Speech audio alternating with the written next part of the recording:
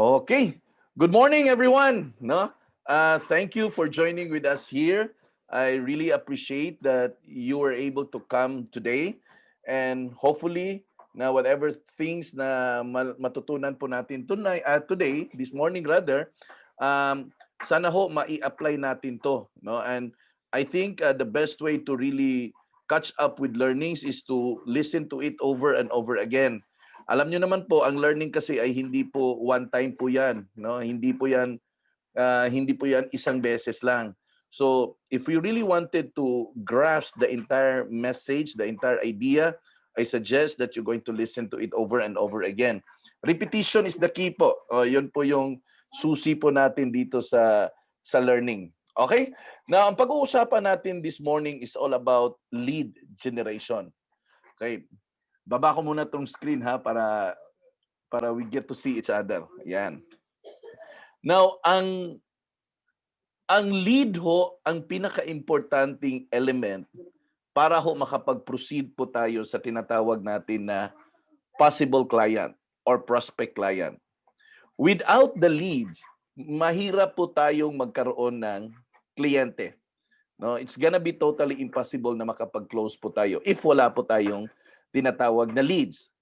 In short, lahat po ng aktibidades natin dito sa negosyo will always begins with the lead. Without the lead, hindi po tayo maka-move further.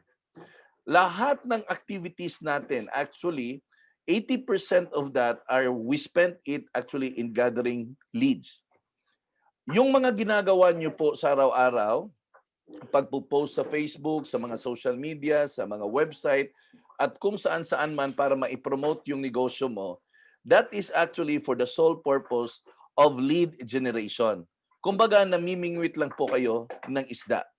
And if you are not going to do that, definitely, wala po tayong magiging kliyente. Now, getting leads has become more and more challenging. In a noisy world right now in the online, alam mo dati, before po nag-COVID, nandyan na po ang online. Pero hindi siguro ganun kadami compared to what we have today. Ngayon po, dahil po nag-pandemic tayo, lahat ng negosyo pumasok sa online. Ngayon, ang online world ay maingay na.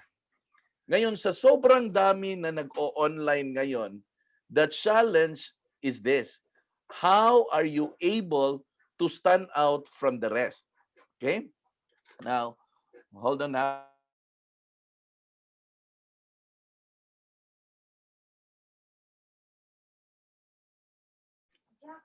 So right now, the challenge at all times is actually in getting the leads. Now, we've spent so much time in finding the possible prospect. Now, na-exhaust na po natin lahat ng mga kakilala natin. Yung lahat ng mga KKK, kaibigan, classmates, ano pa ba yon? Kaibigan, classmates, kasamahan sa trabaho, kapitbahay. Na-exhaust na po natin lahat po yan. Now ngayon, the challenge is actually paano maghanap ng mga panibago pang mga leads para magkakaroon po tayo ng new prospect.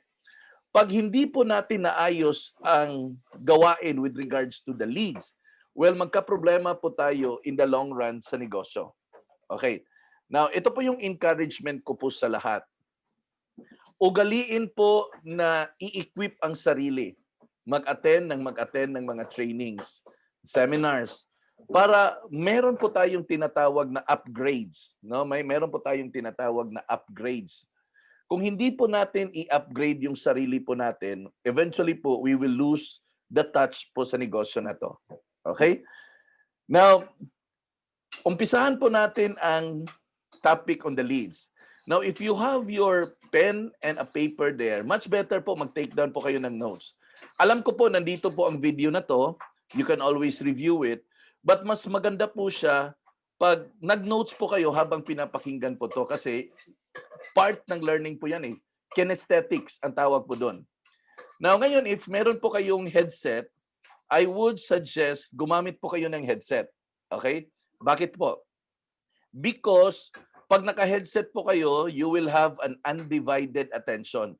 Yung mga noise barrier po ay nandyan, yung mga ingay sa paligid ay hindi makakapasok po. Okay? So, here it goes. Let's begin. Now, attracting client is our crucial role bilang isang real estate agents. Na ngayon, pag-uusapan natin this morning ay mga tips kung paano natin ma-achieve at ma-attain na makakuha po tayo ng prospect. Now, unang-una ho, dahil po sa tindi ng kompetisyon na meron ngayon, ang unang-una mong i-market ay actually yung sarili mo. Now, you will be the first commodity na ima-market online or offline. Kailangan mong i-identify kung saang area ka angat. Ano ba yung magiging field of expertise mo dito sa negosyo? Ikaw ba ay magbebenta ng bahay at lupa? Ikaw ba ay magbebenta ng condominium? Now, you find yourself kung saan ka magiging expert. Pwede po tayong magbenta lahat, pero maghanap ka ng kung saan ka magaling. Gaya ng isang doktor. Ang doktor ho, lahat ng doktor ay kayang gumamot ng lagnat. Pero pagdating sa sakit sa puso, may doktor talaga na intended para sa puso, para makuha niya yung sakit niya. Kung may sakit ka sa baga, punta ka sa isang pulmonologist.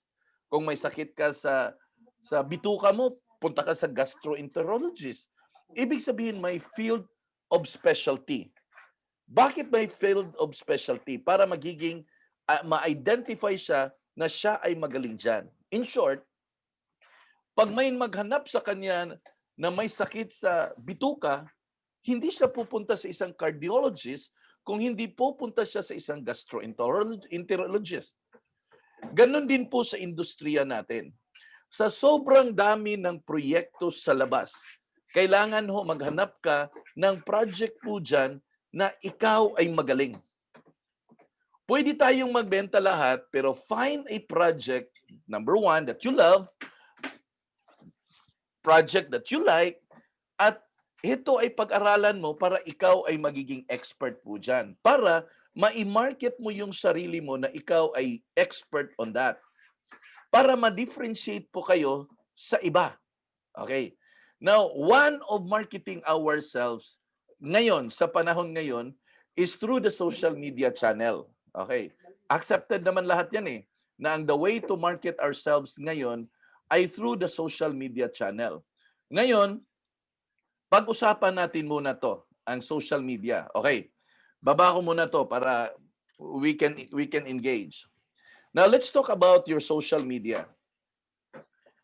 Now, as I always say, if hindi mo kayang i-let go yung personal account mo, retain your personal account but make a new one that is intended for the business. Okay. Now, let's do some overhaul. Kailangan po nating i-overhaul. Dapat yung gamitin mo sa negosyo, dapat may nakalagay po doon na DPPI. Okay, importante po yon kasi point of identification po yan. Number 2, yung Facebook page mo or your account na gagamitin mo, either po, no, whether you use page or account, na gagamitin mo sa business, dapat malinis po siya. Malinis in a sense na wala pong dapat nakapost doon na medyo pangit na tingnan with regards to your personality. Una po dito, ito ay i-address ko to sa mga ladies, no? Kasi ito yung kadalasan nakikita ko. Okay naman mag-express ng emotion sa Facebook. Ngayon na nasa industry ka na nito, sana medyo limitahan na po ang pagpo-post ng mga hugot lines. Okay. Alam mo bakit? Kasi yung hugot lines, nakakatuwa lang yung tingnan on the personal level. Pero kung ako yung kliyente at nakikita ko yan sa wall ng ahente ko, ang unang-unang magiging impression ko ay nako, itong ahente ko masyadong emotional. Pag hindi kami nagkakaintindihan to, malamang mahugot lines ako dito sa Facebook. So he will be cautious in transacting business with you. Because you always go to the social media and broadcast everything. So in short, mawawala po yung sense of privacy ni kliyente. Kasi you are declaring yourself na ganun ka. So in short, ladies and also the gentlemen, bawal-bawal po maghugot-hugot lines. Hindi po siya appropriate, no?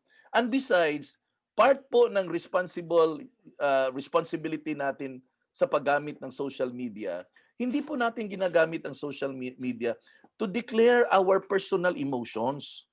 Hindi po siya dapat. Personal emotions are intended to be dealt personally. Kaya nga maraming nag-aaway-away eh. Kasi doon pinapalabas yung hinanaing sa social media, which is not good. Second, ito po, second. Alam ko po na may mga aktibidades tayo. Mga kanya-kanya pong mga lakaran, kanya-kanyang mga outing. Yung Facebook page mo or account mo na gagamitin mo sa negosyo, sana huwag po kayong mag-post doon na mga personal na picture na naka-bathing suit kayo, something that are intended for personal usage. So kung ganun po yung situation, ilagay nyo po doon siya sa personal account nyo, not on the business account. Kasi naman po, yung negosyo natin ay real estate. So hindi po kailangan pong mag-post doon na naka-bathing suit, naka-swimsuit. Kasi ang produkto naman na binibenta natin, hindi naman Avon eh, na kailangan mong magbenta ng brasier at saka panties doon. So no need, di ba?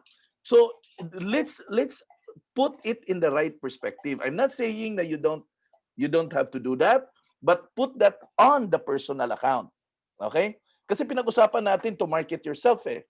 Now, in the personal account, maiintindihan ng tao 'yan kasi personal account 'yan.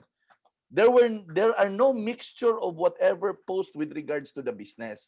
Now, on the business post, dapat po mananatili po siyang on the personal transactions and activities only. Okay. Maliban dun sa bahay na ilalagay mo, siyempre pumupunta ka sa mga project sites, magpa-picture kayo, mag-selfie kayo, kasama yung grupo na pumunta kayo, picture kayo. Part po yan ng activity that will send a message to your client na eto palang agent na to ay active pala sa negosyo. So ngayon, kung kukuha ako dito sa ahente na to, maaalagaan ako kasi active to. So nag-attend kayo ng seminar. Eto, nag-attend tayo ng training. Screenshot niyo po yan. Tapos post niyo, lagay niyo, attending training on lead generation. Oh, it will speak of yourself. Di ba? It will speak your activity. Ano yung mga ginagawa mo in relation to real estate? Yun ang dapat i-post mo. Alam mo bakit? Because the greatest commodity here is ikaw. Ikaw ang pinaka-greatest commodity. Kailangan mong ibenta yung sarili mo that people will tell pa lang doon sa picture na nakikita nila, sasabihin nila na ay eto si Christine, active talaga to na real estate agent. Ito talaga, dito ako magta-transact kasi nasisiguro ako hindi ako iiwan sa ere dito. So that is important. Okay, that is important. Pangatlo ho, all of your profile picture, you use the official DPPI profile pictures. Okay, why? Because your credibility will now be attached to the company. The first step in credibility is legality. Always the first step in credibility is the legalities. When the legalities are established, makikita ng audience mo sa social media na ito ay legit. Hindi ito scammer.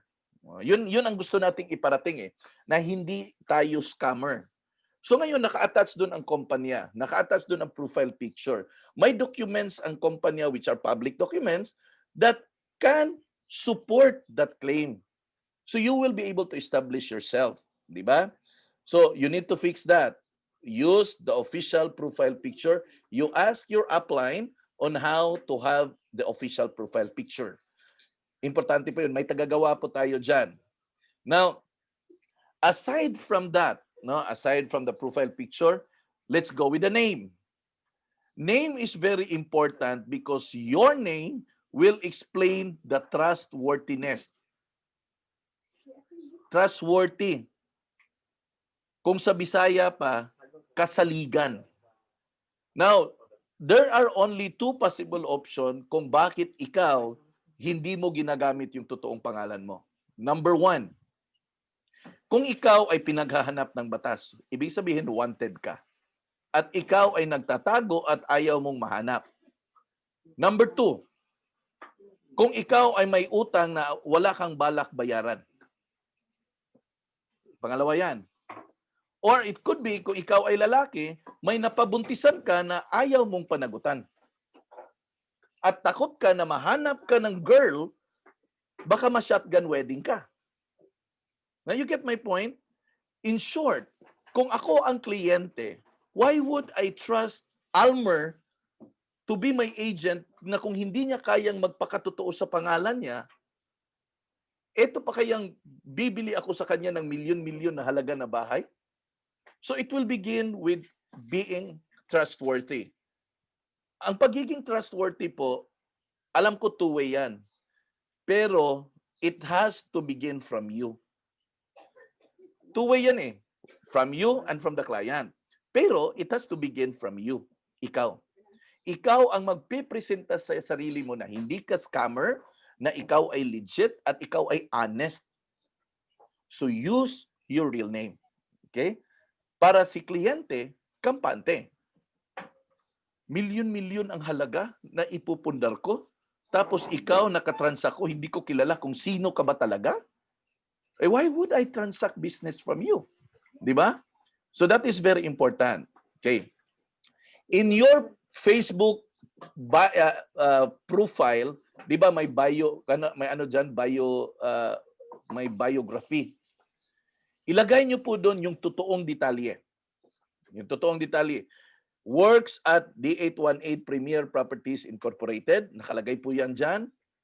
Yung mga birthdays nyo at ano pa ba yung mga details doon.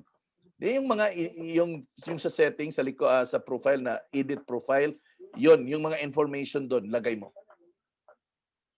Because you cannot hide your identity. You are in a public business. No? Kayo po ay isang real estate agent, hindi po kayo secret agent. You get my point? You are a real estate agent. Hindi po kayo secret agent. Hindi kayo NBI. Lalo nang hindi kayo PDEA. No? I've been in the business for the past 12 years. I never use a pseudonym. I always use my real name. And if there are people na sa tingin ko scammer or mga stalker, ay, nako, madali. Block ko lang yan. Madali namang ma-identify yan. You just simply have to block it. Kasi alam nyo guys, ang issue doon sa scammer, madali lang eh, block lang talaga. Maliban na lang kung ikaw gusto mong magpa-stalk dyan. Di ba? So in short, present yourself clean, honest, and trustworthy. Yun po ang first step to begin in order for you to market yourself. Now, most of us are being in the social media Facebook. I would encourage everyone to maximize your social media presence. It's because we are now in the world of online. So pasukin na ninyo po yung Instagram, yung Twitter, yung LinkedIn. Yung LinkedIn po, magaganda ang contacts doon, mga professionals talaga. May pera, potential for real estate. Now, explore na rin ninyo ang YouTube. No? You make a YouTube. Alam mo bakit? Kasi pumupunta ka na ng mga project site. Mag-video blog ka na. Uso na ngayon yan ang mga tao.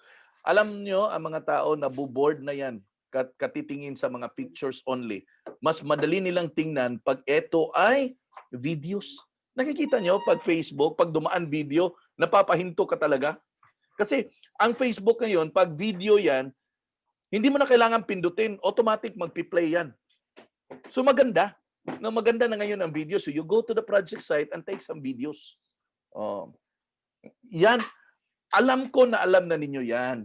Na video na ngayon ang labanan. Hindi na po labanan ngayon ang mga photos, videos na po ang labanan. Okay? So, maximize nyo po yung presence. Isali na ninyo rin dyan ang TikTok. Isali na ninyo ang TikTok kasi ang TikTok kasi ngayon have a growing audience. May growing audience po tayo sa TikTok. Okay? Now, siguro before the Christmas ends, we're going to have a series of social media training. Now, I'm just going to plot the schedule. This would involve Instagram, Instagram lang, no? Instagram, YouTube at saka TikTok. Magsiset ako ng training for kahit yung tatlo muna. Kasi Facebook, meron na tayo eh. YouTube, Instagram, at saka TikTok. Okay? Doon sa Facebook ads na training, magpa-add kayo doon sa mga upline nyo. Nandun po siya sa FB group natin. Meron po doong FB ads training na kinandak ni JP Veneracion.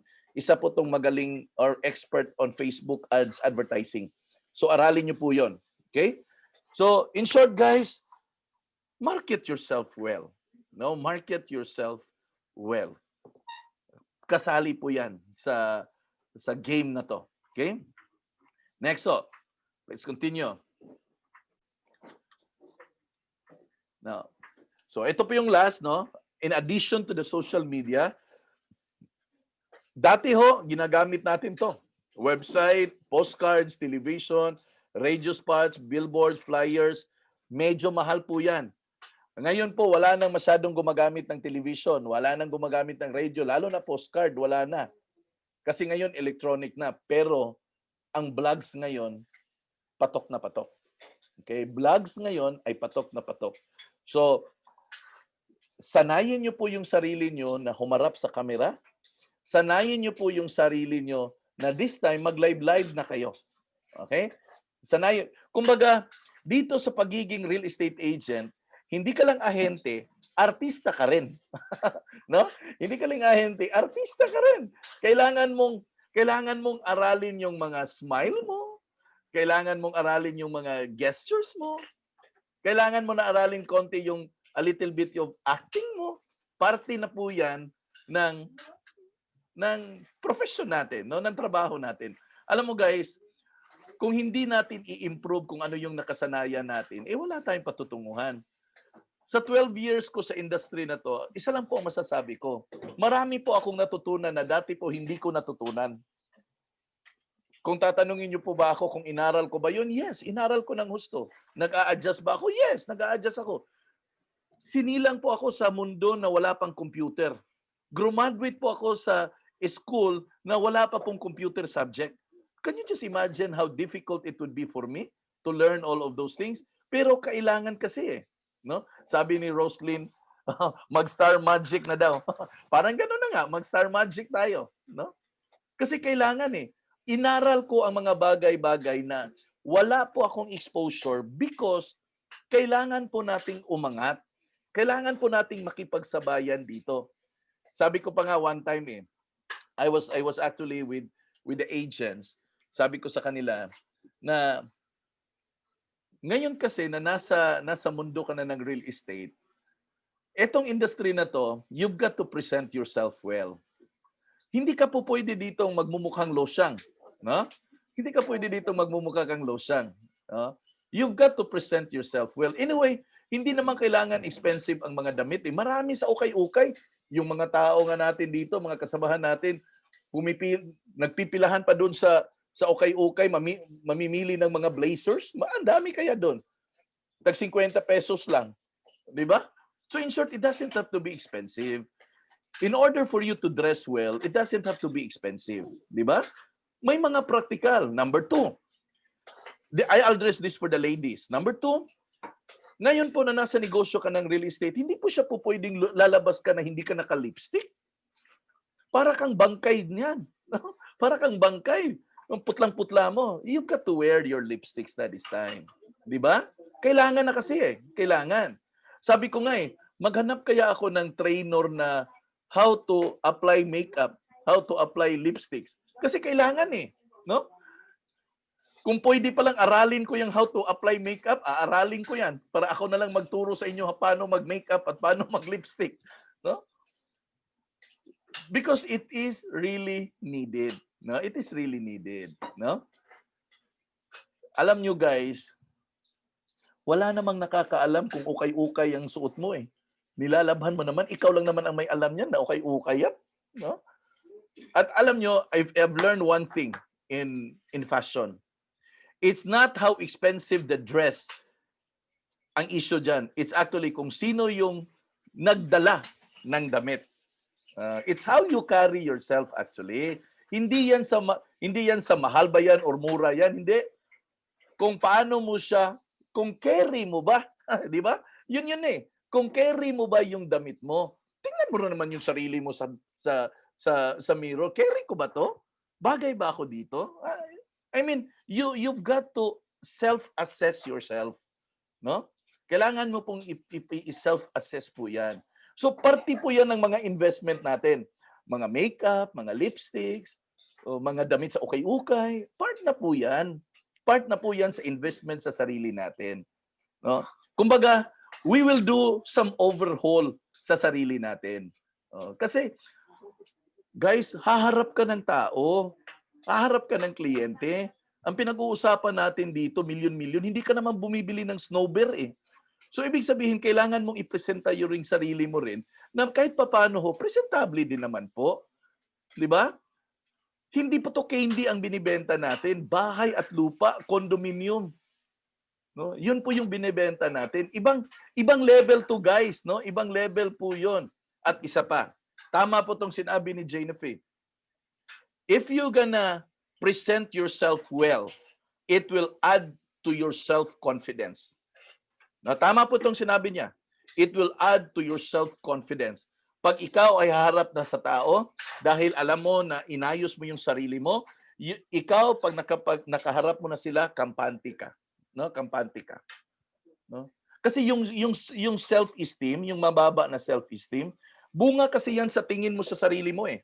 Ang tingin mo sa sarili mo, kawawa ako. Ang tingin sa sarili mo, pangit ako. Ang tingin sa sarili mo, losyang ako. Eh magka-losyang ka talaga, no? Kumbaga, this is your time to shine. Guys, this is your time to shine. Parang Star Magic, it's time to shine, no? Hindi yung parang floor wax na tinatapak-tapakan. Star Bright Shine yun, no? Brand ng floor wax, Star Bright. Ngayon, Star Magic na kayo, it's your time to shine. No? We need to do that kasi you are talking millions. Hindi po kapanipaniwala pag nag-uusap tayo milyones. Ano ba to? Milyones? Eh, hindi nga nakasuklay. How would you react, di ba? Kahit ikaw naman mismo. Ano ba naman tong kausap ko? Milyones ang pinag-uusapan, hindi nakasuklay. Yung damit, di pa na-plansya. Ano sa tingin mo? It will add to your market value if you fix yourself. No, if you fix yourself. Ang isa pa, no? It's not about being in the real estate. If you're going to fix yourself, you're doing it for yourself. Kumbaga, give yourself a favor. Mahalin mo naman yung sarili mo. Nako. Alam mo guys, wala pong ibang magmamahal dyan, kundi ikaw una. Kumbaga, ganito oh. You're not going to overhaul yourself dahil lang nandito ka sa real estate. But I want you to overhaul yourself because you are going to give favor to yourself. That you wanted to look good. That you wanted to look good. You wanted to look confident. You wanted to look smart, happy. Di ba self-worth ang tawag doon? Binibigyan mo ng halaga yung sarili mo. Kung sa katagal-tagal na panahon, hindi mo yan binigyan ng halaga, well, I will be the one to tell you. Give value to yourself. You only have one lifetime to live. Isang buhay lang tayo dito sa mundo na to. Don't waste it. Give value to yourself. No? Give value to yourself. Be fair to yourself. Ang dami na nga nating problema sa buhay. Di ba? Bakit? Kung naglo-losyang ka dyan, magbabago ba ang problema natin sa buhay? Hindi naman . So we need to do some fixing. Because napakatindi po yung competition level natin dito sa negosyo na to. People buy you first before your product. Always remember that. People buy you first before your product. Therefore, have a good packaging of yourself. Therefore, have a good packaging of yourself. That is very, very, very important. Kailangan settle tayo dito na ma-market natin yung sarili natin in order for us to be able to present ourselves na tayo po ay trustworthy. Okay? Everyone is a prospect. Lahat po na makakausap po natin dito, masasalubong, lahat po yan ay prospect. Ang importante lang kasi, ma-engage mo ang tao. Paano mo ba i-engage ang tao? A simple hi, hello, a simple chat, doon sa alam mo, ang dami po nating Facebook friends. Sa totoo lang, ang dami po nating Facebook friends na nandyan lang sila. Pag nag-post sila, hindi ka rin, alam mo ano yung ginagawa ko? Yung mga Facebook friends ko, at first kasi minsan ang iba dyan hindi natin kilala, nagla-like ako sa post. Nagla-like ako, minsan nagko-comment. Engaging yourself. No, that's what we call engaging yourself. Because pag ikaw ay participative doon sa social media, nagla-like ka, nagko-comment ka, eventually manonotice ka ng tao na yan. Aba, sino ba to si Jane Nafi? Sino ba to si Rinaldo? Ito siya, panay like pag nag-post ako. Manonotice ka. Hindi po sa ano ha, ang dami ko na pong na-recruit dito, kaibigan. Sa social media ko lang po na-meet. Sa simple na comment, na simple na like ng photos at ma-engage, no? Tapos pag nag-appear na di ba may notification sa social media na birthday.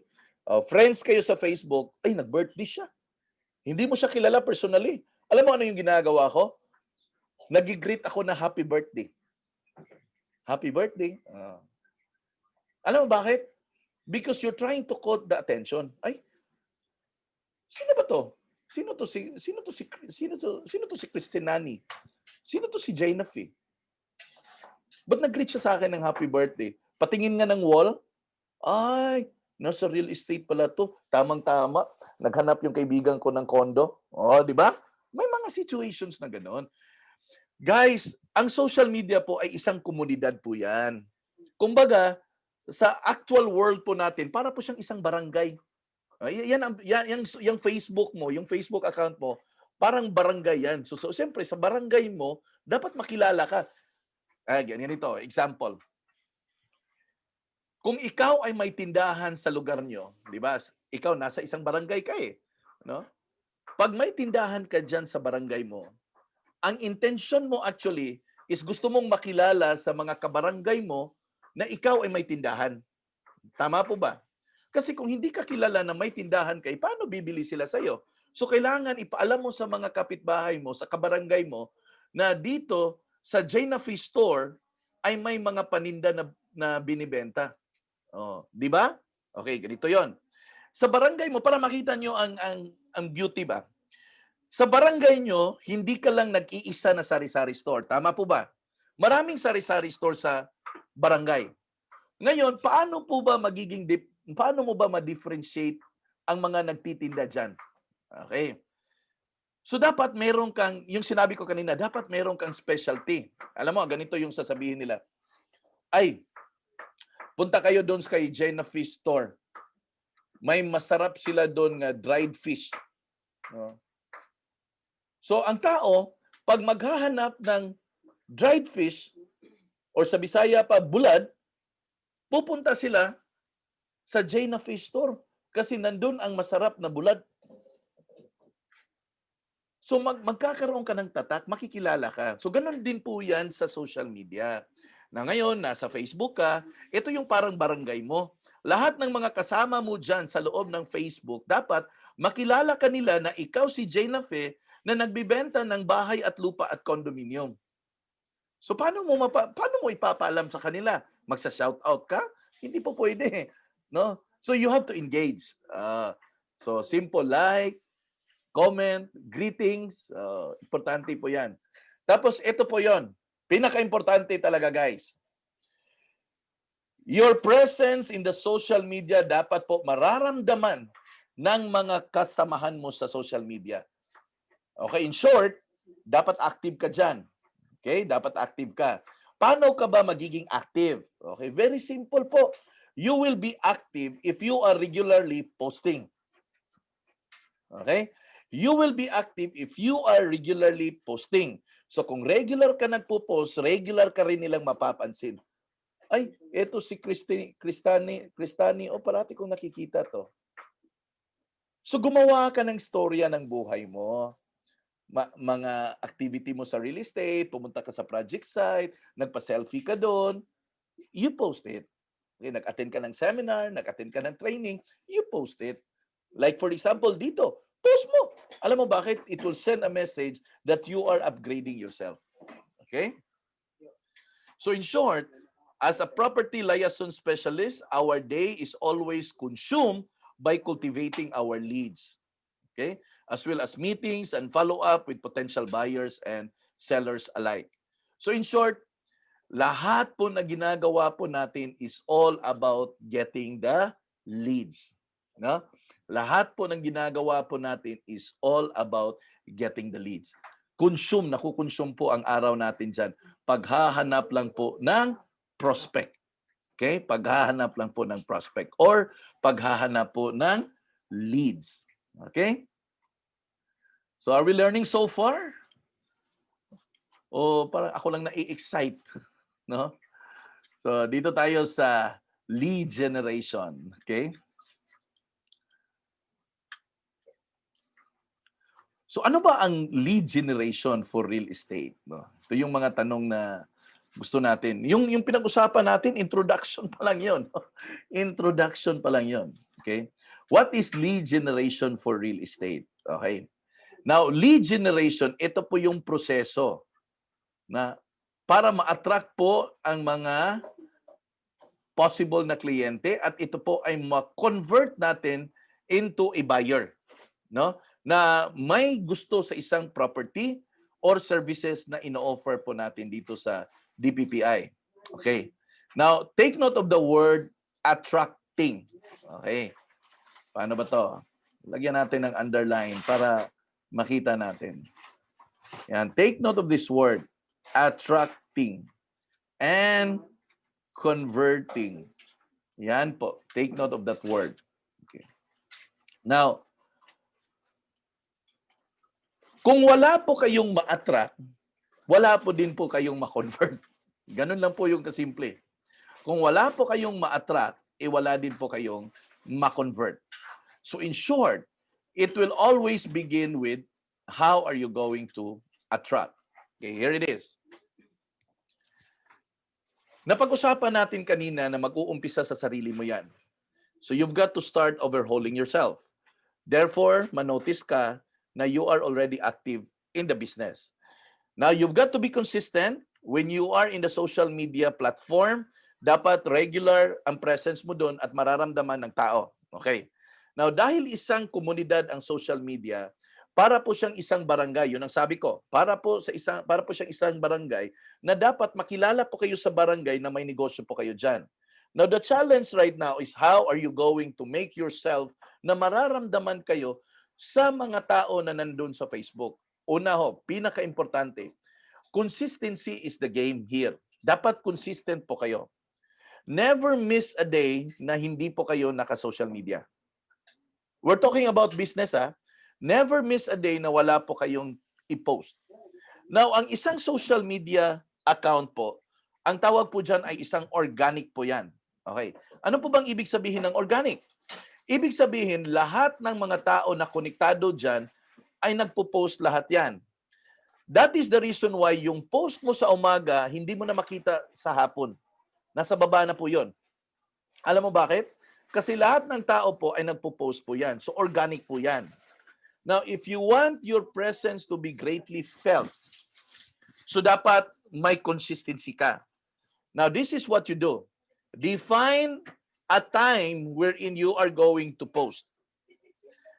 Doon sa time na yan, you make it regular para there would be a pattern ba? Makita nila ang pattern na, oy, Every alas 8 ng umaga, si Helen nagpo-post. Pagdating naman sa hapon, alas 5, nag-post siya. Bago matulog, alas 11, nag-post din siya. Kinabukasan, ganun din. Alas 8, alas 5, alas 11. Ano bang gusto mong ma-accomplish? Pattern. Pattern. Ano kaya ang dating kung iba't iba-ibang oras? Hindi siya masundan. Hindi siya masundan. Social media is a story. Okay? Ang social media natin ay storya ng buhay natin yan. Para masundan siya, dapat may pattern. Okay? Bitbitin ko kayo sa schedule natin. Nakita niyo yung schedule natin?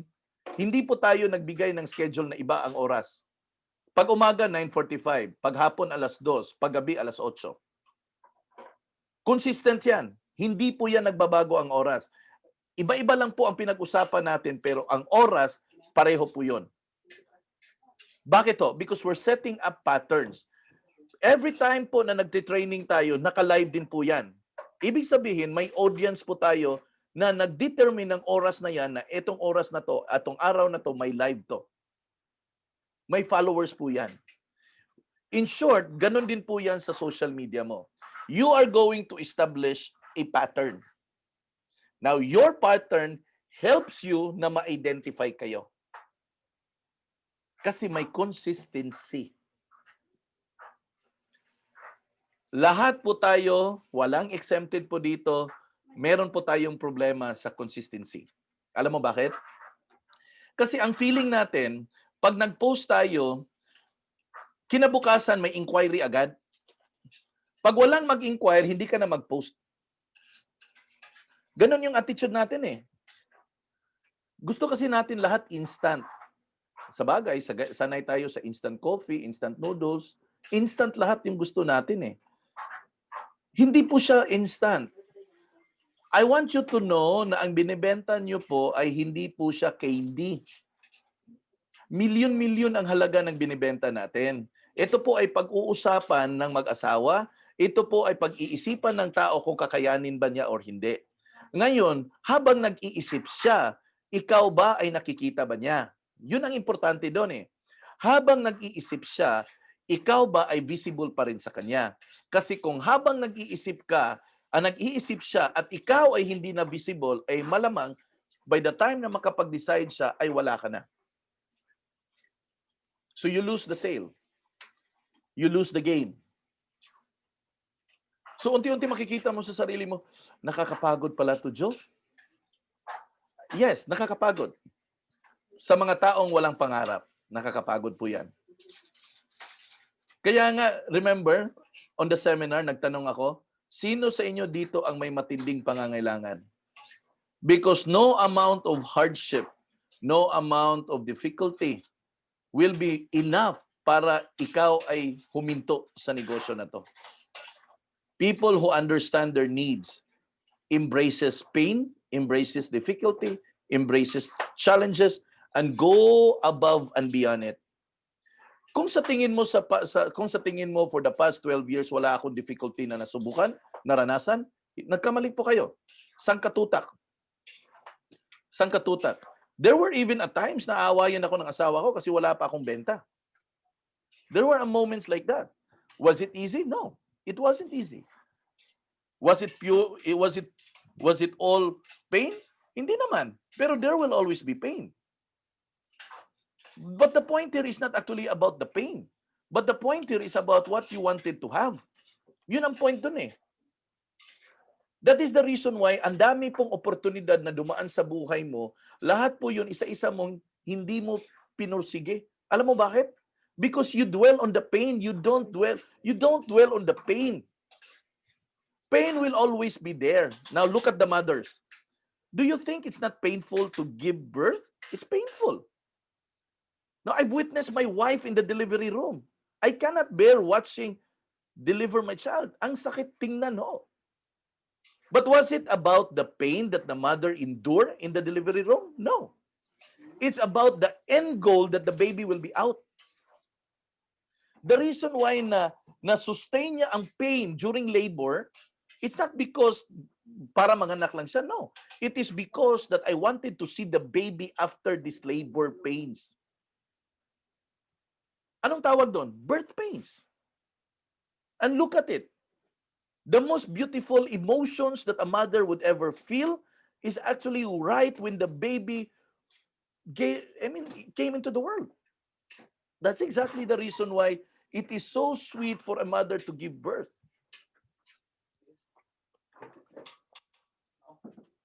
That is the same here in our industry. There will always be pains. There will not be a moment that there is an absence of that. There will always be. But it is how we are going to manage those pains that allows us to move from one step to the next. Would it be painful if you're going to do it consistently? Yes. Because hindi po tayo sanay na consistent. Hindi tayo sanay ba? Itong nature natin, ang tao ho, madali pong maboard. Kaya nga after ng lockdown, nang mag-announce na MGCQ na lahat nagsilabasan.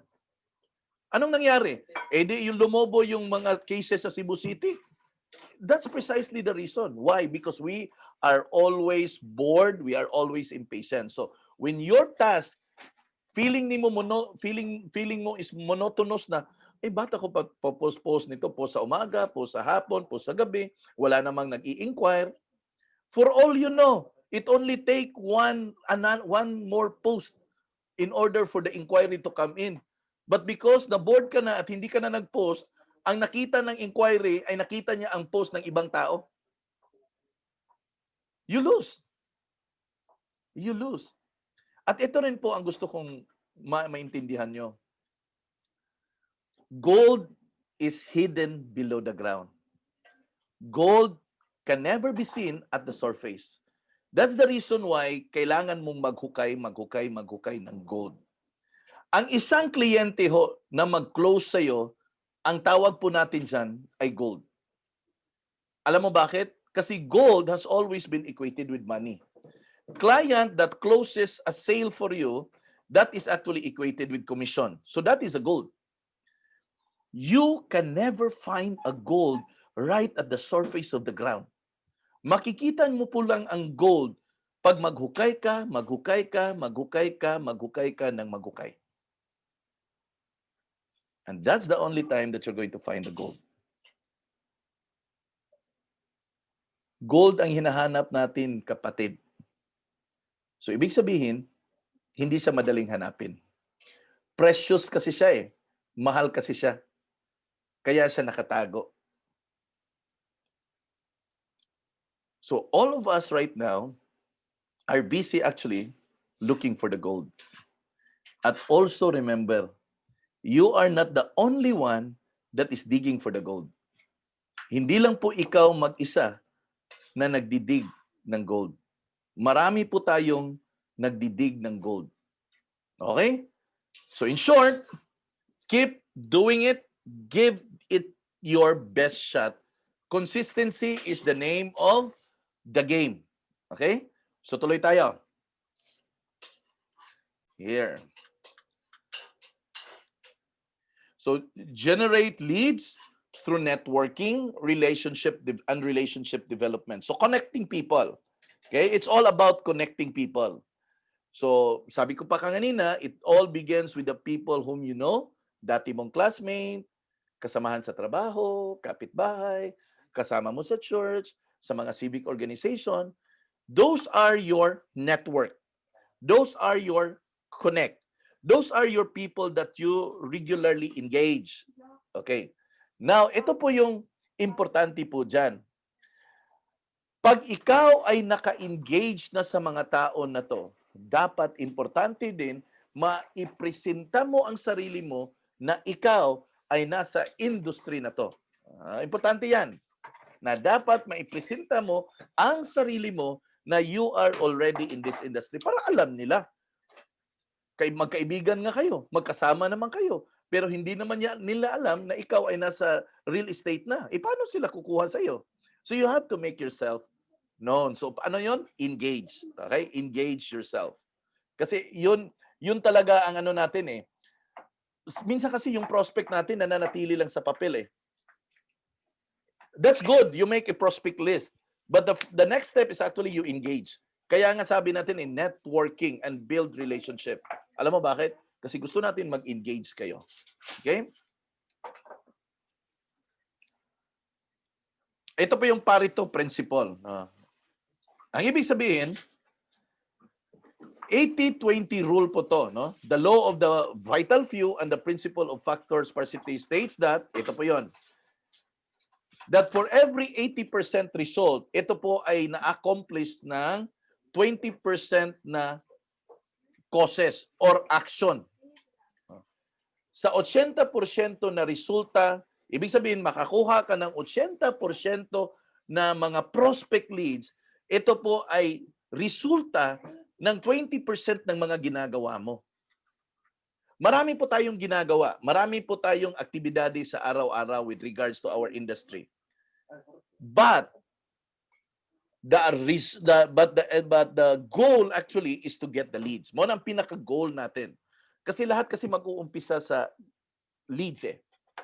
Now, lahat ng mga ginagawa po natin, lahat ng mag-gather po natin na leads, yan po ay pinoproduce ng 20% dun sa mga ginagawa natin. Marami pa tayong ginagawa eh. Nagmamarket tayo, nagbibenta tayo, nagsasite tour tayo, nagtitripping tayo. Part po yan sa mga ginagawa natin. But 20% of all of those na ginagawa natin, pag doing it dedicatedly, yan ang magpo-produce sa'yo ng 80% ng resulta with regards to your lead generation. So maximize it. Okay, maximize it. Now, yan, ito yan, okay? So, ibig sabihin, very simple lang po, no? 20% of your time will give you 80% of your result. Kumbaga, in lead generation, time po ang katapat mo dito. Alam ko po, we have 24 hours a day. Ibig sabihin, within the 24 hours na meron ka, siguro mga 20% lang dyan sa 24 hours, pag ginamit mo ng husto, ay pwede na po siyang magbigay ng 80% sa desired mo na number of prospect or leads na gusto mong ma-generate. So, dito, kailangan mo talaga na ma-schedule mo lahat. No? Ako, I always believe na it is nice to if you are going to work on schedules. No? So, you plot your schedules. Kasi ang buhay naman natin, hindi lang naman puro yan real estate within 24 hours a day. So you've got to plan out your schedules. Okay? Para you're not going to miss out anything. And most especially, you are always on track of what are the things that is going on a day-to-day basis. Okay? And also, no, this is just a tip, using technology to do 20% of the work in order to get the 80% of the result is now the key in this modern world lead generation. Iwan ko lang sa inyo guys ha, meron pa ba kayong nakikita na nagpa-flyer? Parang, lalo na ngayon, COVID, wala nang magpa-flyer. So in short, whether you like it or not, the world is changing. The world is shifting and going towards the online. Now, in short, we are already here in this so-called modern world. Now, marami po sa atin ay hindi pa po nakapag-embrace sa online. I think kailangan talaga na you are going to start embracing it. You are going to study its fullest potential. Bakit ho? Because lahat po tayo will really be working here na online. Mag-iiba na ho ang mga dynamics natin. Flyers, I don't know if it still work, but the way I look at it, it won't na. Because wala na po kasi tayong access with regards to going out and wala na rin po tayong access with regards to more crowds. So, mag-change po yan. Aside from that, ang mga company ngayon ay global. No? Global presence kasi ang habol natin ngayon eh. Just like us, real estate industry. Ang habol po natin is international market na rin. Yung OFW partners natin, yung mga kababayan natin na doon na nag-reside sa ibang bansa at wanting to have an investment in here. Now, hindi mo kayang abutin sila with regards to flyers and whatever. So, technology na talaga yan. So, in short, in the next coming years, magiging matindi pa ang labanan sa online. Magiging matindi pa. What we have observed right now are just plainly, parang ano lang siya, maddening crowd. Parang nagkakagulo lang na lockdown lahat at lahat pumasok sa online. Pero ang makapag-sustain dito sa online world ay yung tao na nag-a-upgrade talaga sa sarili nila. So as early as today, you've got to consider yourself to be part of, in fact, ang tawag sa atin ngayon, hindi lang tayo Filipino citizen eh. Ang dual citizen na tayo ngayon. Tayo ay isang Filipino citizen at tayo rin ay isang netizen. Netizen na, ang tawag nila sa atin ngayon ay netizen na. So in short, this is already a thriving community. Komunidad na po to. Hindi na po to basta lang platform. Komunidad na po to. Okay? So, this is actually getting so exciting. No? Now, if you, ito na sinabi ko, if you're still flyering, ito yung sad reality. And doing saturation session, it's gonna be ineffective. No, I'm sorry to say, but dagdag gastos lang po yan, and it no longer gives us a good return already. Okay? So using Facebook might not be getting the consistent result that you want, but it is now the name of the game. Na? Iba man yung resulta na ini-expect mo dyan, pero ito lang yung pong gusto kong sabihin sa'yo. Wala na po tayong choice, but we've got to go into the online platform. Marami na pong options with regards to that. Okay? In fact, ito yung mga sad realities din natin. 95% of real estate practitioner in the Philippines, wala po tayong mga websites. Filipinos are not using websites. We are using social media platform. But there is a greater benefit for that if we're going to use websites. That's additional presence actually.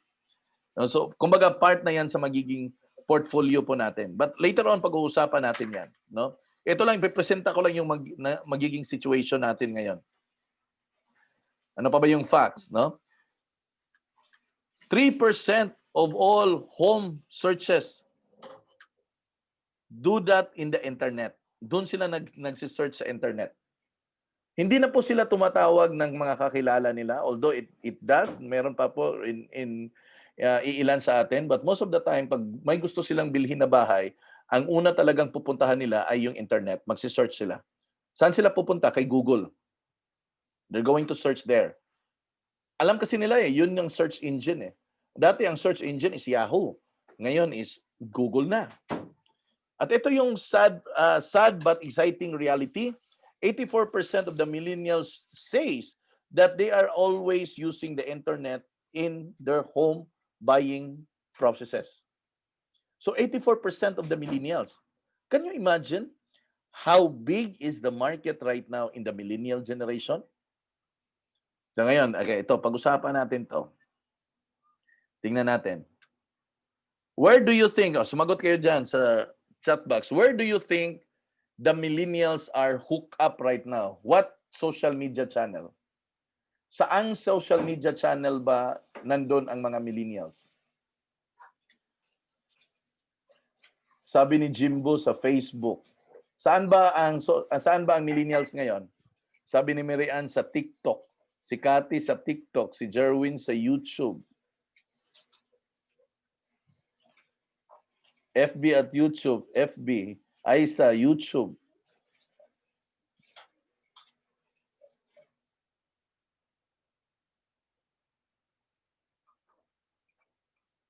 TikTok, TikTok. Lahat nandun sa FB at YouTube, Google. Yan. Aisa, yan. Ito yung nakatama. Nasa Instagram.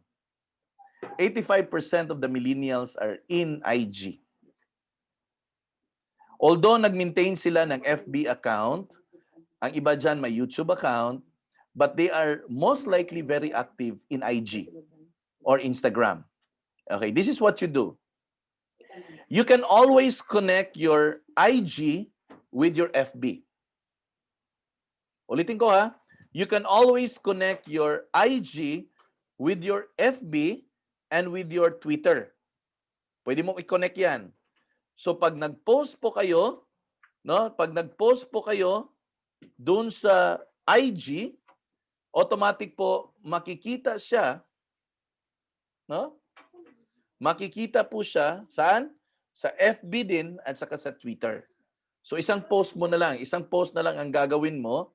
You go post it in IG, nag-cross post na rin siya sa FB. Okay?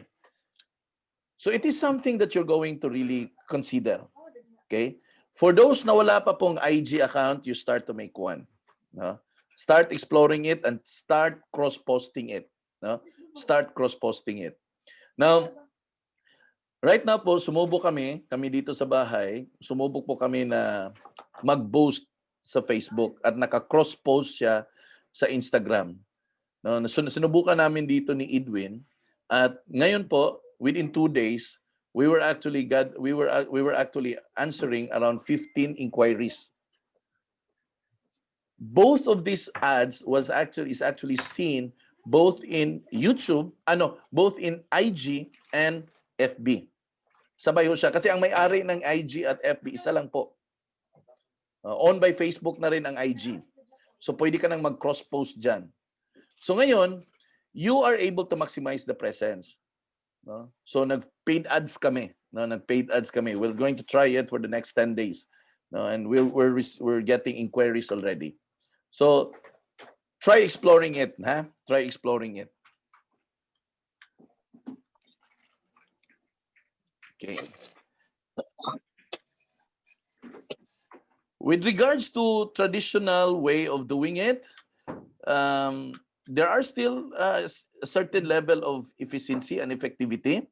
Let's dig on it. Okay. Referral. Matindi pa rin ang referral program. Okay. Now, if naalala nyo po, by the time na baba ko muna to. Okay ha? Para we get to see each other. Okay. Naalala nyo every time na magkaroon tayo ng business seminar, every time that we do a business seminar, I always ask if anybody of you ay nakasubok ng magnegosyo. Direct selling, networking, or online. Okay. Ang reason ko po is ito. Number 1, para makita mo na may experience ka. Number 2, I want you to see na meron kang existing leads. Ang mga dati mong customer dun sa negosyo mo. Now, dalawa lang po ang pwedeng mangyari. Yung mga existing customer mo sa dati mong negosyo, pwede siyang bumili sa iyo ng bahay or pwede siyang mag-refer sa iyo ng bahay, ng kliyente na gustong magkabahay. Now, I want you to go back to them. Kasi existing clients mo yun existing customer mo yun Meron na kayong relationship. Sanay na siya sa iyo. Madali na siyang makipag-usap sa iyo. Most likely, mas madali kanyang i-endorse. Now, ngayon, it would be easy to talk to people na in-endorse ng kliyente mo. Alam mo bakit? Kasi kilala ka na. Kilala ka ng kliyente mo, so madali pong sabihin ng existing customer mo na, oy, punta ka kay Jennifer. Kasi, doon ka kay Jennifer, papakilala kita. Magaling na ahente yun, siya yung nag-ano sa akin. So meron na po siyang parang endorsement. Diba? May initial endorsement na nangyayari. So importante po 'yon. Importante po 'yon. Alam mo bakit? You are actually borrowing the credibility of your client endorsing ikaw, in-endorse ka doon sa kaibigan niya na gustong kumuha ng bahay. Okay, that's a borrowed credibility actually. That's a borrowed credibility. So that is very important in the referral business. Number 2, if you are already here in this business, sa negosyo na to in the real estate, kung may mga kliyente na kayo in the past, now, if you maintain a good relationship with your existing clients, these people are the same people na magbibigay po sa inyo ng additional clients. Pag happy sila, satisfied sila, masaya sila na mag-i-endorse ng mas marami pang, of course, kliyente. Now, a little bit of a gesture, magbigay lang kayo ng mga referral fee. A little bit of a gesture. Okay naman magpasalamat. Pero mas maganda pa rin pag nagpasalamat ka na may iaabot ka. iba pa rin klase na pasasalamat po yon. Okay?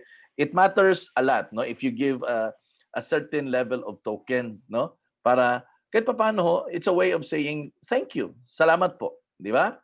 So, those things actually matters when you are going to try to connect and explore the referral setup of doing the business. Magaling dito ang mga insurance agent, na magaling dito, na they build up one referral to the next. They take care of the client, they serve the client. Kaya nga sabi ko always let's champion serving our client. Kasi pag panalo tayo na magsiservisyo sa kliyente natin, our client will be more than happy to recommend us to more of his client. Always remember ito. Ang produkto natin ay hindi po consumable. Hindi po siya toothpaste na pagkaubos ng toothpaste, bibili siya uli sa iyo ng toothpaste. Hindi po. Ibig sabihin, you will be blessed if your buyer will going to buy you 2, 3 units. Kasi kadalasan one property lang in a lifetime. So, where are we going to thrive our business? Referral. Referral. So, pag masaya po sila, happy sila, naaalagaan sila, they are always happy to give you more and more client. No? So, importante po yan. No? Never, alam mo, isa lang po talaga. You will never last long in this business pag hindi po tayo marunong mag-alaga ng kliyente. Hindi ka tatagal. Hindi ka tatagal. Siguro, 1, 2 taon. Pero sabihin mo pang matagalan, 5 years, 10 years, 15 years, you will not last. Because what you do to your client will spread. Will spread po yan. Pag hindi siya satisfied, ay nako. You will really experience a bad-mouthing na description sa'yo. Ay, huwag ka kay Almer. Napakapangit na ahente yan. Iniwan ako sa ere. Nangangapa ako, paano na itong mga dokumento ko. At tatatak yan. Okay? So here, no, let's run down some few tips, no, steps to get more referral. Okay. Now, number 1, you add value to your products or services by sharing your knowledge with your client. Okay. Add value. Okay, paano ba ako mag-add value? Sabi dito, by adding service, by sharing my knowledge with your client. Okay.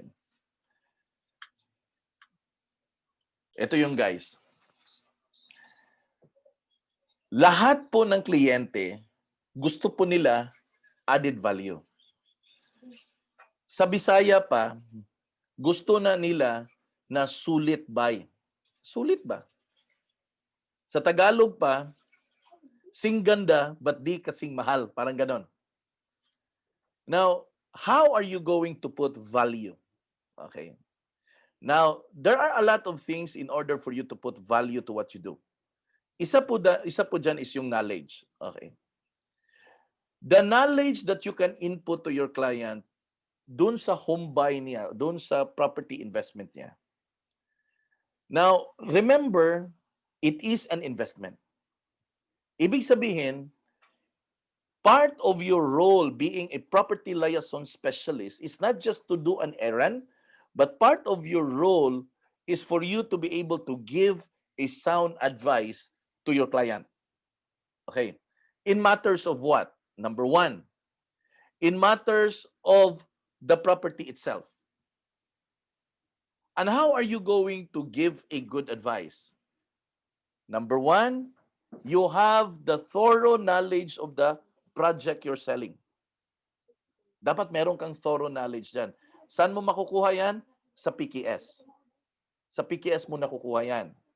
Okay. Now, once you have the thorough knowledge of your project na ibibenta mo, you will be in a better position to advise to the client kung paano ayusin ang bahay na to.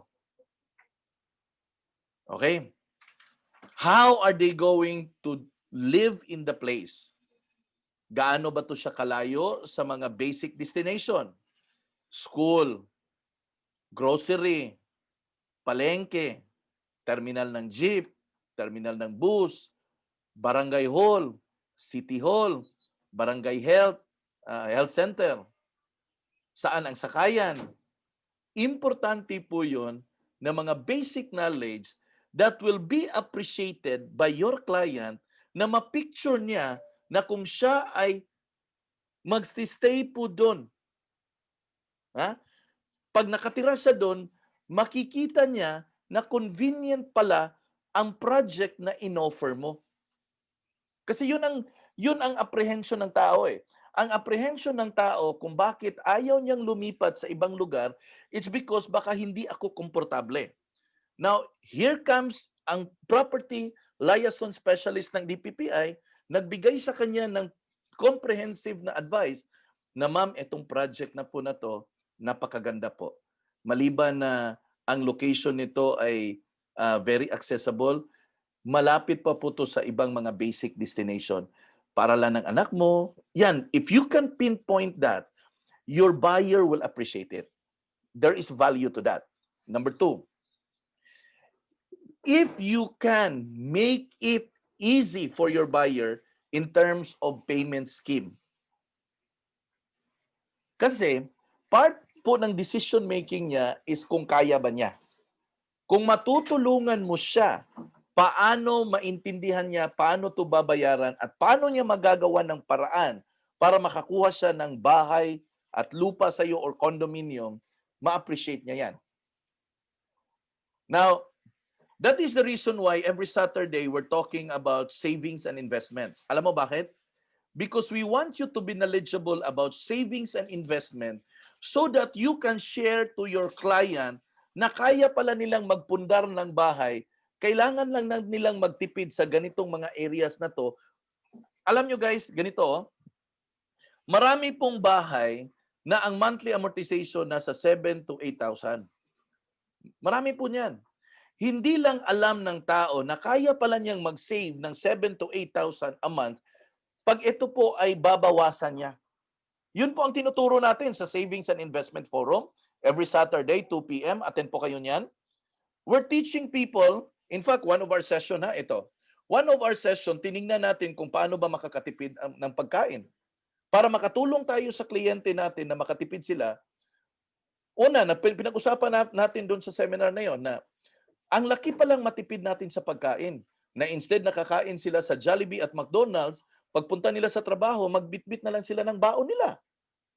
Sa halip na bibili ng bottled water sa labas, magbibitbit na lang sila ng tubig, no? Baon na ng tubig pagpunta nila sa trabaho. Magkano yung savings nila? 'Di ba? Kung araw-araw siyang bumibili ng bottled water, that's 20 pesos. Multiply it by the number of days. Soft drinks. Kung ma-address niya, hindi na siya magso-soft drinks, ang laki niyang savings, no? Every day, gumastos siya na between 15 to 20 pesos for savings sa isang kain. What if 2 beses siya kumain? Sa bahay, imbis na mag-soft drinks, bibili ng litro na nasa 60 pesos na ngayon, magtubig na lang. Ano yung savings nandun? Di ba? Pag naipresenta mo sa buyer ninyo yan, at makikita niya na kaya palang mag-save at kaya ko palang mapundar ang 7,000 nito, ito lang yung gagawin ko, then your buyer will appreciate you. Sa halip na magta-taxi, sasakay na lang ng series bus, sasakay ng ano ba 'yon? Beep, Star 8. Convenient na ngayon yung public transport natin. So sa halip na mag-grab car or mag-taxi, eto na. Tapos pwede kang mag-suggest, no? Ma'am, kung kaya niyo po gawin ang mga bagay-bagay na nasa bahay lang kayo para makaiwas po kayo sa transportation cost, okay na po 'yun, ma'am. Kung ikaw ngayon, ma'am, nasa work from home kayo, mas maganda yung mga meals ninyo sa bahay na lang. Masya kayo, guys. Masya kayo. Kaya palang mag-ipon ng 2 to 3,000 a month for food alone. Kaya pala. So marami po tayong lessons na ganyan. Every Saturday po yan. Mag-attend kayo. Alam nyo, ang dami pong training sa DPPI Monday to Saturday po. Hindi ko lang kasi maintindihan, bakit hindi nyo i-make yourself available na mag-attend? Always remember ha, tanggalin nyo po sa isipan ninyo po yan na alam ko na yan. Kasi pag pumasok sa isipan ninyo na alam ko na yan, hindi ako mag-attend ng training kasi alam ko na yan, ay nako, patay kang bata ka dyan. Your learning will stop. Your learning will stop. So, the more advices you can give to your client, the more value na ma-appreciate niya. Makikita kasi niya eh. Ah, ganun pala. Napakaganda pala, no? Sige, kukunin ko to. Kasi kaya ko naman mag-save ng mga 3,000. Kaya ko kasi 4,000 lang monthly. Pero kaya ko naman mag-save ng 2 to 3,000 dito sa mga other expenses ko. So, kaya ko na ang 7,000 monthly. Patok! So, anong ginawa mo? You are a specialist. You are a property liaison specialist. Alam mo yung pinagsasabi mo? Di ba? Guys, the time na nag-attend kayo ng training, ano yung ng seminar for the first time? Ano yung sabi ko sa inyo?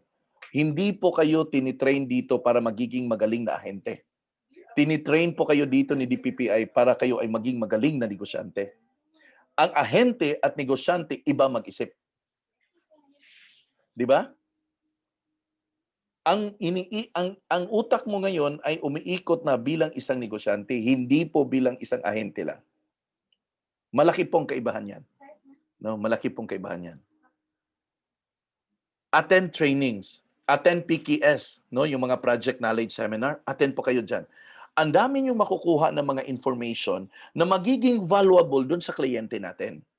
Makapagbigay kayo ng mga advices, makapagbigay kayo ng suggestion. Hindi kayo maka-advise at hindi rin kayo makasuggest kung hindi kayo nag-a-attend. Talo po tayo dyan. Talo po tayo dyan. Ang dami na ho natin. We are already present Luzon, Visayas, and Mindanao. Kaya nga nagtatagalog na tayo eh.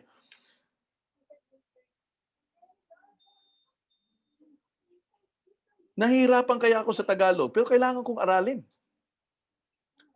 Alam niyo naman, Cebuano, no? Matigas yung Tagalog natin, pero kailangan aralin eh. So that goes the same with you. You have to learn it. Make yourself, I cannot do that for you. Kumbaga, pag-attend ng mga seminars and training, I cannot do that for you. You have to do it yourself. It's gonna be you that will going to gather those information para meron kang ma-share. Pag wala po kayong na-gather na information, ano yung i-share? Ano ba naman tong ahente ko? Walang kakwenta-kwenta na suggestion? Gusto mo bang ma-label na ganun? No.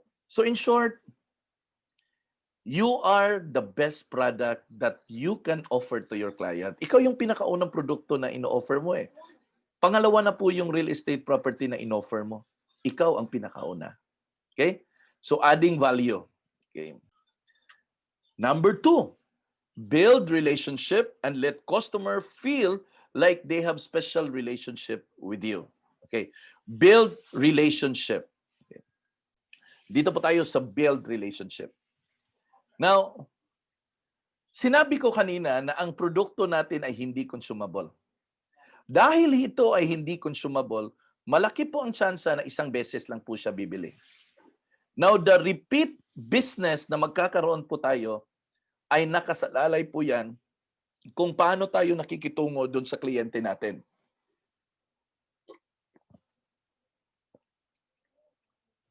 Relationship. Relationship is not built overnight. Hindi po. Relationship is built over time. Okay. Ang kagandahan nito, habang nagbabayad siya ng down payment, number of months po yan or number of years. So ibig sabihin, habang nagbabayad siya on a monthly basis, you are given an opportunity to keep in touch with your client on a regular basis. Okay. Ito yung always na sinasabi ko sa mga partners natin. Never leave your clients hanging dahil lang nag-umpisa na siyang magbayad. The more you should be in constant communication, na nag-umpisa na po siyang magbayad. Alam mo bakit?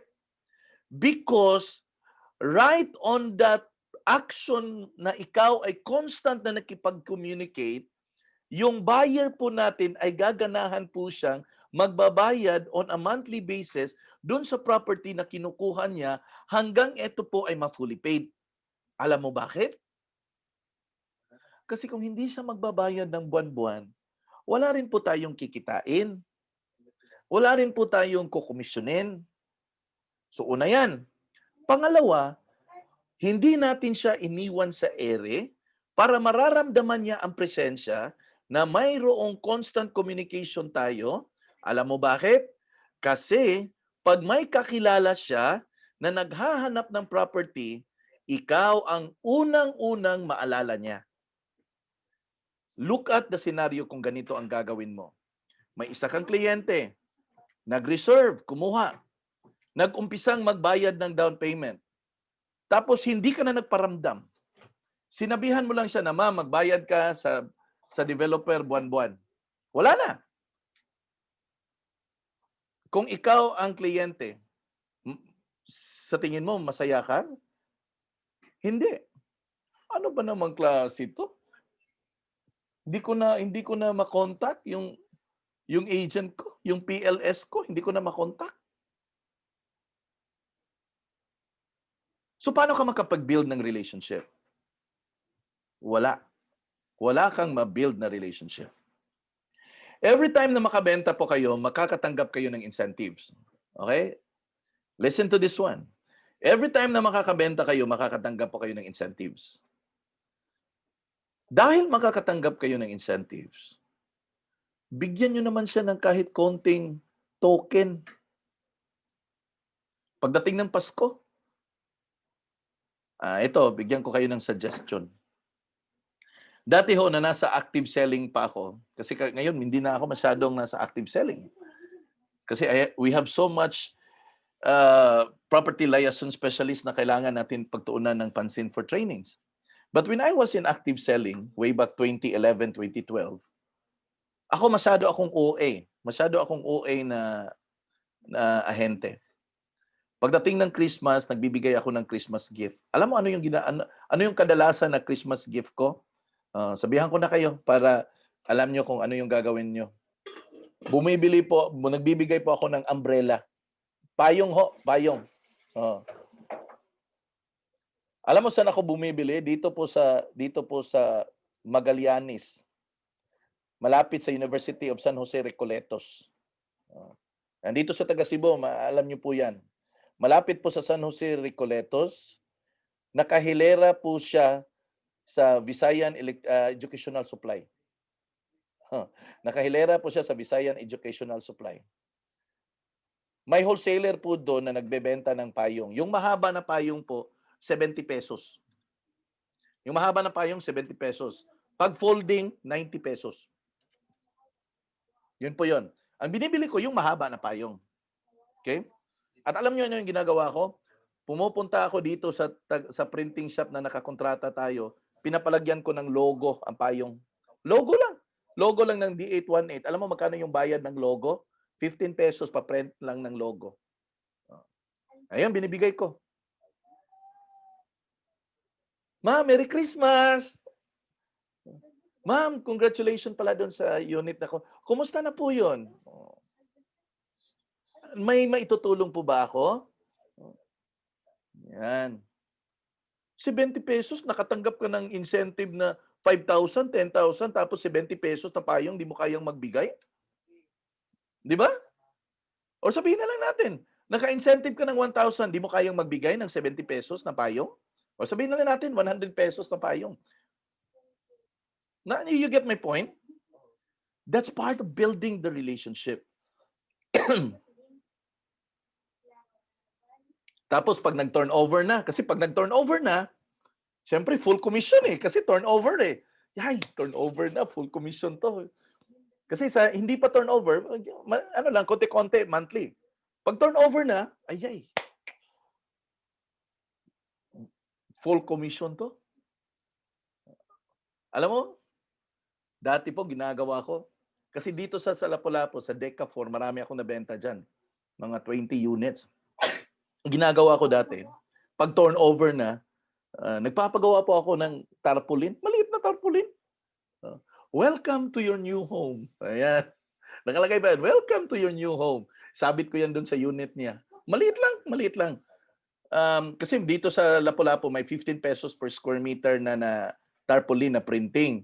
So, maliit lang, 2x3. So, more or less, nasa ano lang, less than 100 pesos. Sabit ko yan. Welcome to your new home. Sa schedule na turnover, no? Schedule na. Alam mo, bibili ako ng cake sa Red Ribbon or minsan Goldilocks. Yung maliit na cake nila na parang 6 slices 'yun, 170, 180 ata, yung Block Forest, 170, 180. Sa Goldilocks, 170, 180. Ayan. Pumunta na ako doon sa turnover, bit yung cake. Congratulations! Minsan magpaka-OA ka rin dito. Sabi ko ba nga kanina eh. Dito hindi ka lang property liaison specialist. Artista ka rin. No, artista ka rin, pero dapat genuine naman. Okay? So yan, nandun ako sa turnover na. Bitbit ko yung nakalagay doon na tarpaulin, tapos bitbit ko yung na cake. Ma'am, congratulations. Bitbit pa yung cake. Ay, ito po ma'am. Congratulations po ma'am ha. Hindi ka makakalimutan yan. Hindi ka makakalimutan yan.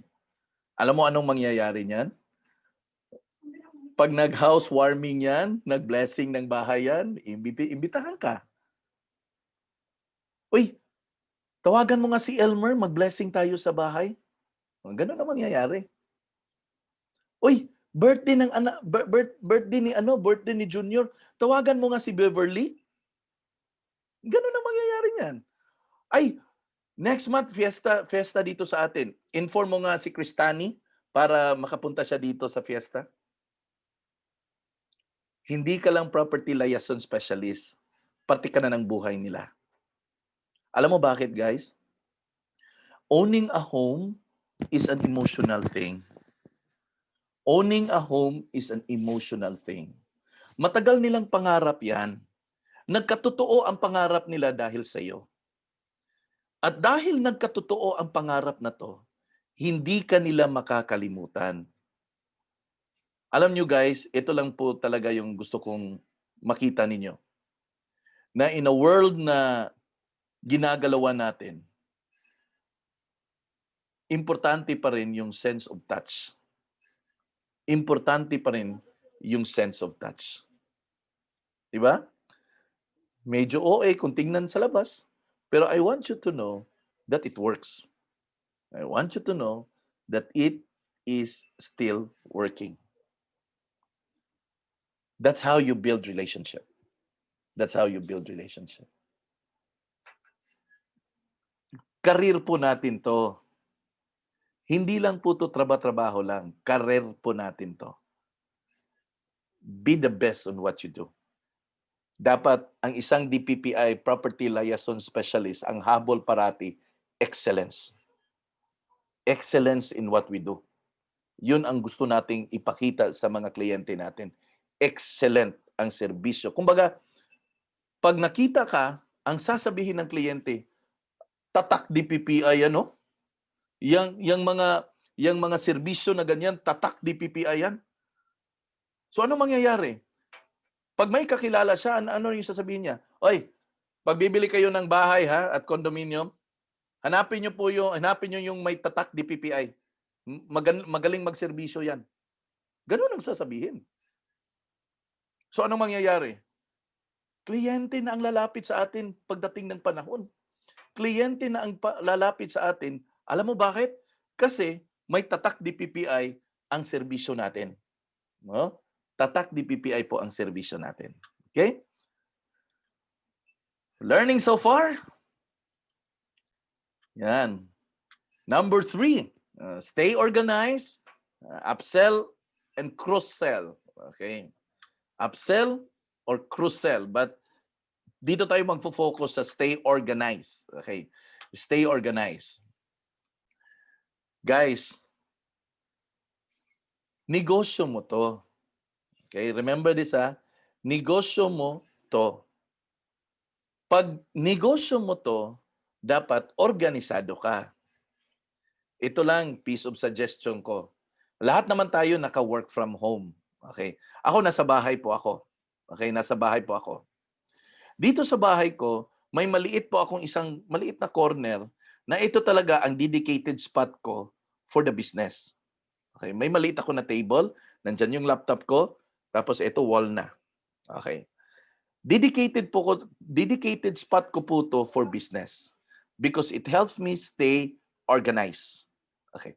Now, ngayon, dahil work from home tayo lahat, find a place in your home na doon kayo uupo at doon kayo magninegosyo. Bakit ho? Okay. Ang tawag ko po dito, work mode. Every time I wake up in the morning, I think of myself na as if I am going to work. I wake up, take a bath, dress up, and sit here.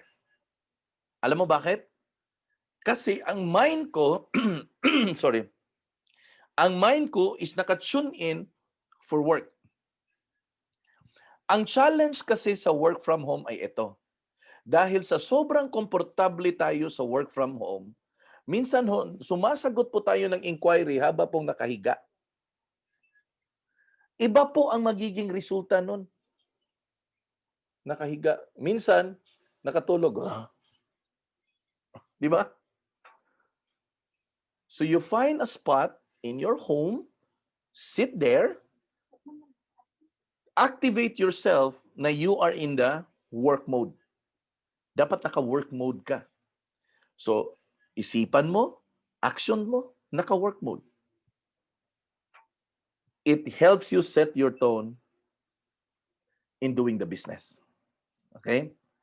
Next, marami po ang projects na meron tayo. May mga pictures po yan. Okay?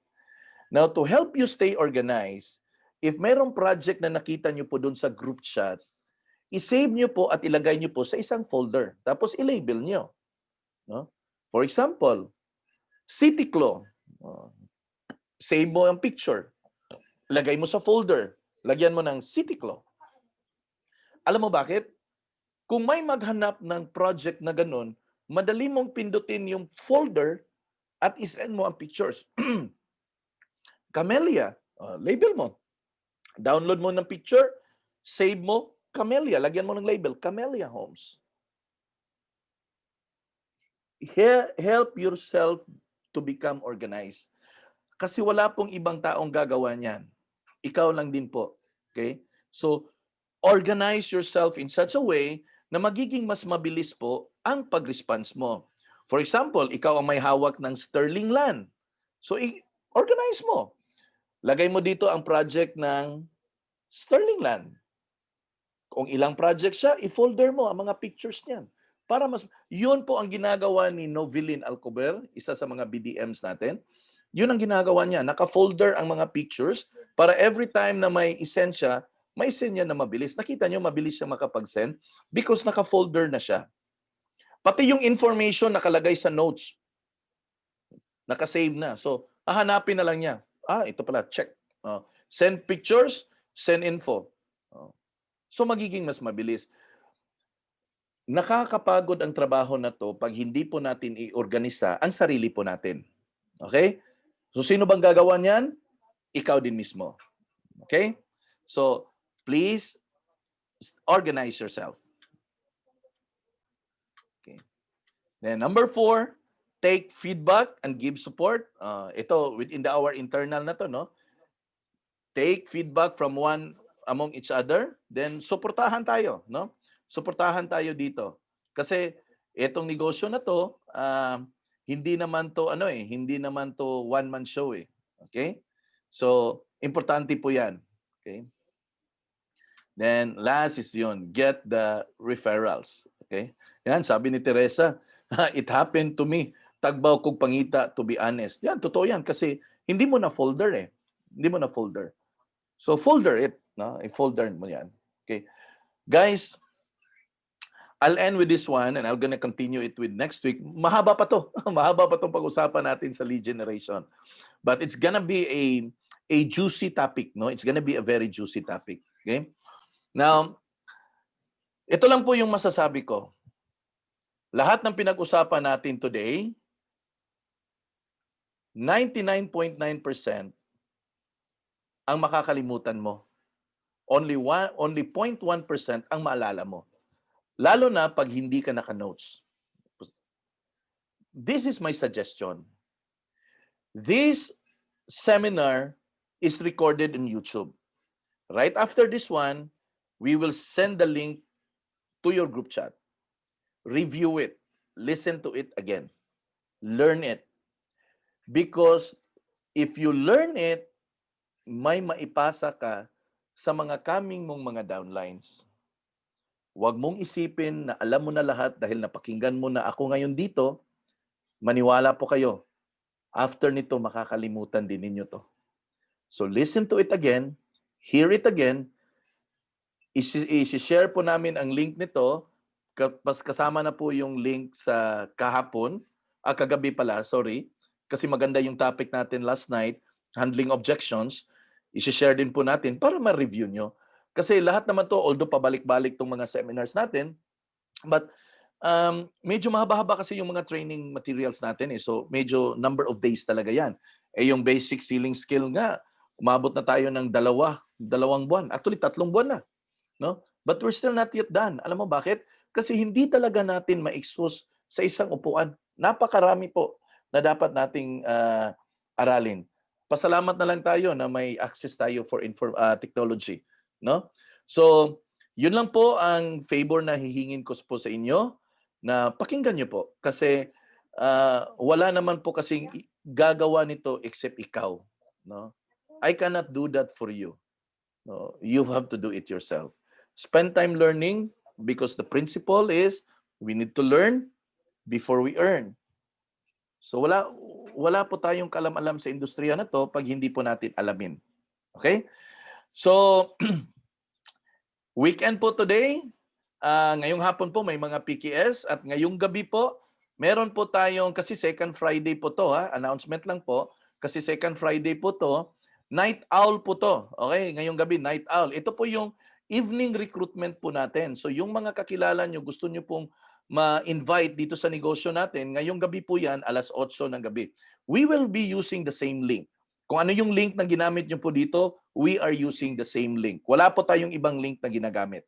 Official DPPI link po, always ang ginagamit natin. So kita-kita tayo. Thank you and God bless you all. Bye-bye!